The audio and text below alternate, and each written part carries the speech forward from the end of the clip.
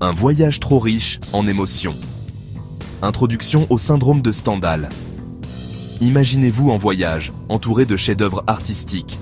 Vous êtes submergé par la beauté, l'histoire, l'émotion. Soudain, votre cœur s'emballe, votre tête tourne, vous êtes pris de vertige. Vous ressentez une profonde confusion, une extase mêlée d'angoisse. C'est ce que certains appellent le syndrome de Stendhal, une réaction psychosomatique rare, mais fascinante. Ce syndrome, nommé d'après le célèbre écrivain français du XIXe siècle, est un phénomène qui nous interroge sur la puissance de l'art et son impact sur notre psychisme. Il nous rappelle que l'émotion esthétique, lorsqu'elle est trop intense, peut parfois se transformer en malaise physique. Mais qu'est-ce que le syndrome de Stendhal exactement? Dans cet article, nous allons explorer ce phénomène intrigant, en démystifiant ses origines, ses symptômes et les moyens de le gérer.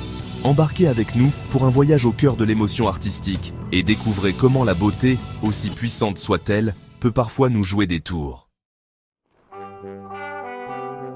Stendhal, l'écrivain qui a donné son nom à un mal étrange. Derrière ce syndrome se cache un personnage célèbre, Stendhal, de son vrai nom, Henri Beyle, un écrivain français majeur du XIXe siècle. Connu pour ses romans réalistes et psychologiques, tels que Le Rouge et le Noir et La Chartreuse de Parme, Stendhal était également un passionné d'art et de voyage. C'est dans son récit de voyage Rome, Naples et Florence que l'on découvre la description d'une expérience personnelle troublante. En 1817, lors de sa visite de la basilique Santa Croce à Florence, Stendhal est submergé par une vague d'émotions intenses devant les œuvres d'art qui ornent l'édifice. Palpitations, vertiges, confusion mentale.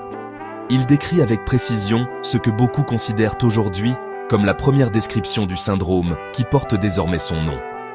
Bien que Stendhal n'ait jamais utilisé ce terme lui-même, son expérience a marqué l'histoire de la médecine et de l'art. Florence, 1817. Voyage au cœur du syndrome. Florence, berceau de la Renaissance italienne, est une ville gorgée d'art et d'histoire. C'est dans ce contexte unique, en 1817, que Stendhal, alors en voyage en Italie, ressent les premiers symptômes de ce qui sera appelé plus tard le syndrome de Stendhal. Imaginez la scène, Stendhal pénètre dans la basilique Santa Croce, un chef-d'œuvre de l'architecture gothique italienne. Il est entouré de fresques magnifiques, de sculptures grandioses et de tombeaux de personnages illustres tels que Michel-Ange et Galilée. L'émotion est palpable, l'air chargé d'histoire. C'est devant tant de beauté que Stendhal est pris d'un malaise soudain. Le cœur battant, il est pris de vertige, de confusion. Il décrit cette expérience comme une sorte d'extase, mêlée d'une profonde tristesse. Le cœur bat, la tête tourne. Les symptômes du syndrome de Stendhal. Le syndrome de Stendhal, bien que non reconnu officiellement comme une maladie, se manifeste par un ensemble de symptômes psychosomatiques. Ces symptômes surviennent généralement lors de l'exposition à des œuvres d'art particulièrement impressionnantes ou lors de la visite de lieux chargés d'histoire. Les personnes touchées peuvent ressentir des palpitations, des vertiges, une augmentation du rythme cardiaque, des sueurs froides et une sensation de faiblesse. Des troubles digestifs, des nausées et des maux de tête peuvent également survenir.